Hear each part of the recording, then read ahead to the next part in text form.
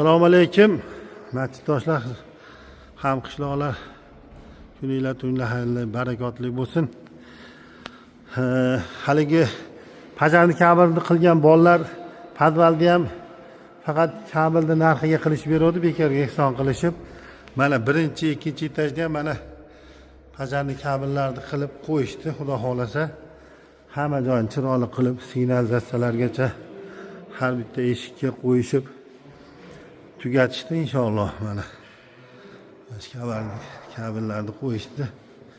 Endi hamqishloqda bitta iltimos bo'lyapti. Shularni qo'yishdi mana.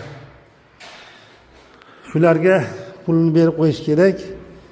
Kimda qiziqish, ehson qilish imkoniyati bo'lsa, oxirgi etaplar qoldi. Endi har domladan pul so'ragani hijolatchilik bo'lyapti. O'zimizdan ehson pullar ozayib qoldi. Shunga shu bolalarga 5 million 6 million pul imkoniyat bo'lsa 3 million 300 ga kabel olishibdi. Yana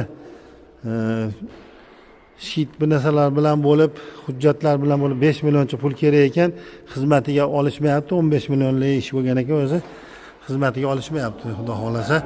Shuni kimdir shu savobga sherik bo'lib qolay desa, hamqishloqlar shularga ehson qilib yuborsanglar, kartaga tashlab bersanglar ham mayli, pajarni kabelga deb, Elmurod kabi, mengami, kimga bo'lsa, To'xtasin akagami shularga yordam bo'lib qolardi. Hada pul so'ragan hijolat bo'lyapti domladan ham. E'tiborga olib qo'yasizlar. Rahmat hammanglarga, Alloh rozi bo'lsin. Mehnat qilganlar, pul berganlar hammanglardan jannatlarda qasrlar bilan siylasin.